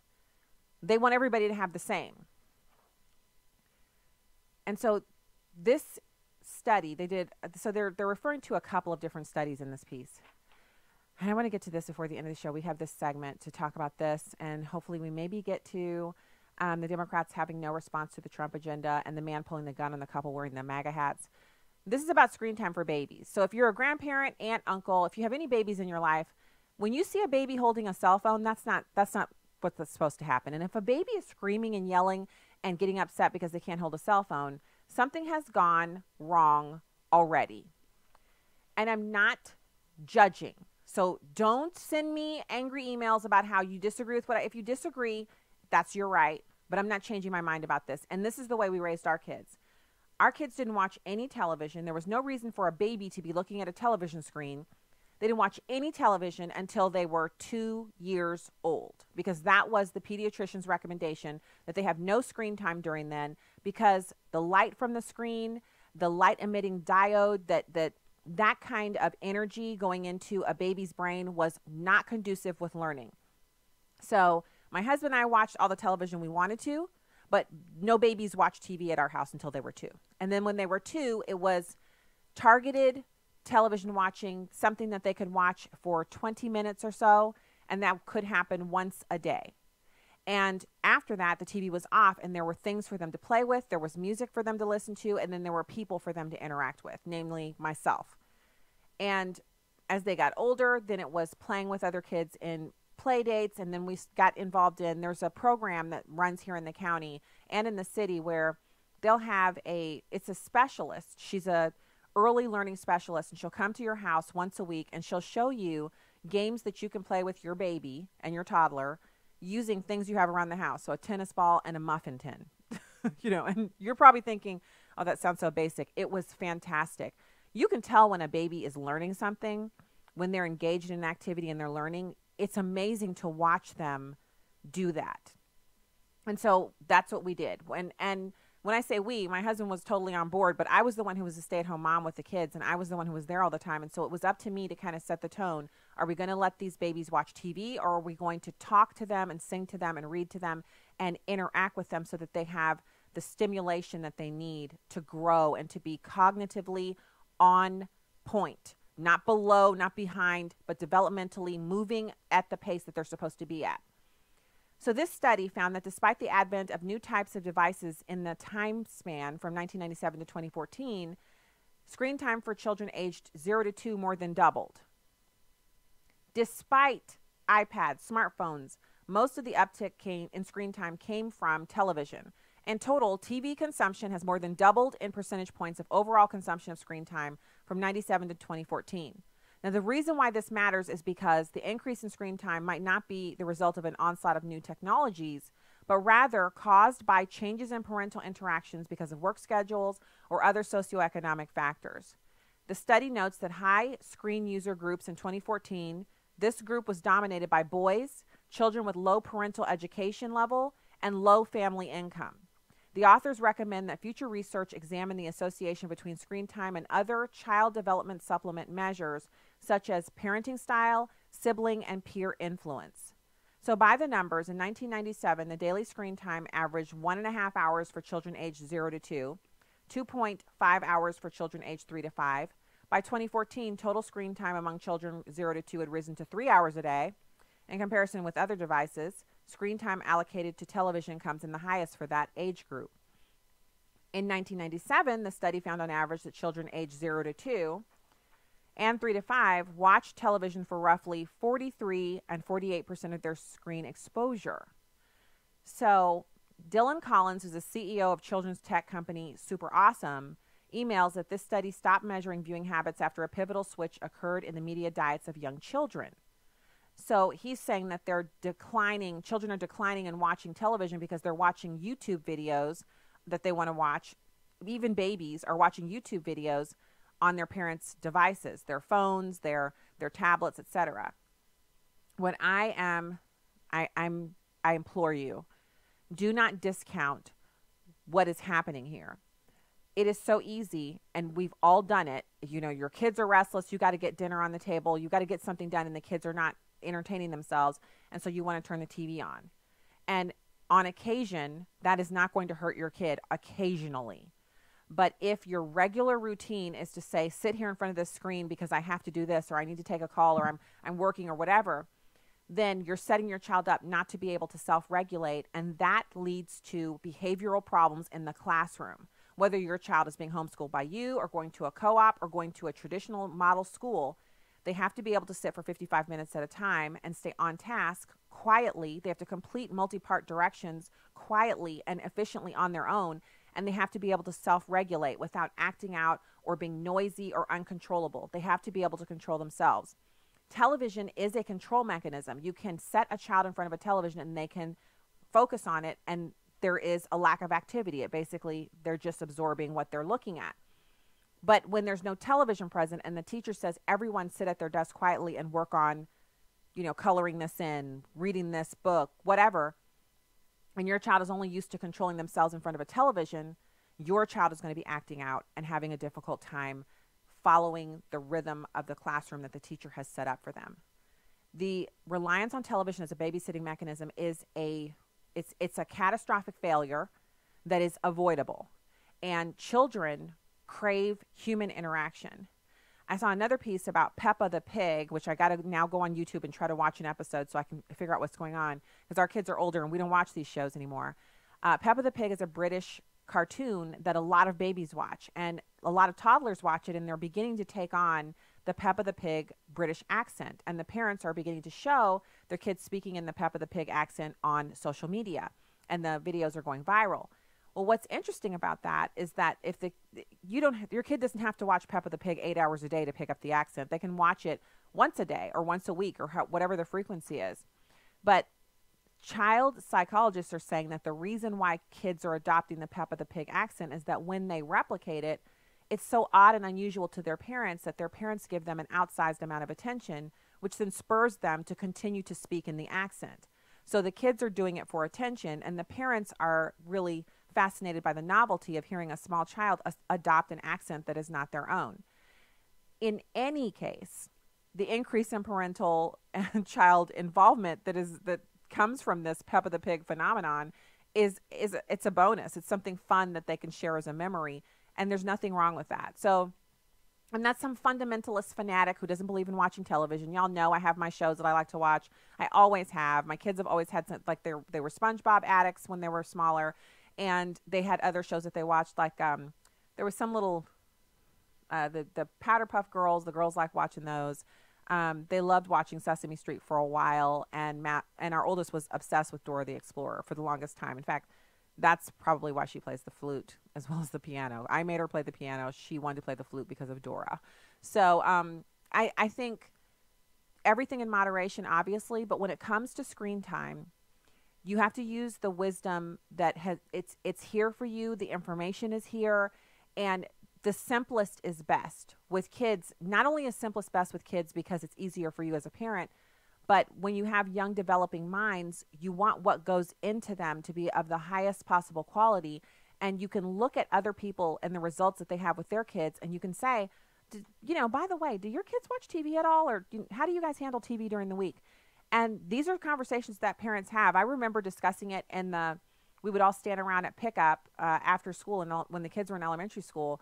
If you you were a minivan mom instead of letting your kids ride the bus, you just stand around and talk. And sometimes moms would say, oh, my kids are obsessed with this show, or my kid's doing this or that, or they're upset because their, soccer practice means they can't watch so-and-so. And some of the moms, like I was in a little cabal of moms, I didn't realize we were together on it until we were discussing it, that we didn't watch TV during the week at our house when the kids were in elementary school. And some of the moms are like, well, how do you guys manage? I said, the kids entertain themselves. They have 20 minutes of quiet reading, which is a minimum every night. They have to do their exercises and their homework, little math problems and stuff. And then they can play. They have Legos, they have tons of toys, and they watch TV on the weekends. And a couple of the moms were like, that would never work at my house. And I was like, well, have you tried it? You know, do whatever you want, but have you tried it? I remember one mom telling me that they went to it and it was one of the best choices that they made because the house was much more quiet and she could hear the kids, whether she was in the room with them or in the kitchen cooking. You're going to find mechanisms and systems that work for you. By no means am I saying that is the way you have to do it, but the Bible says that we are to seek wise counsel. And I really enjoy getting wise counsel from people who've already done the thing so I can see, okay, they've done it successfully. They can tell me how they did it, and I can incorporate some of what they share in what I'm doing. The screen time for 0 to 2-year-old children is a no-no, and we ought to be really clamping down on that to make sure these kids can develop well. God bless you from the heartland. Thanks for making your home at American Family Radio.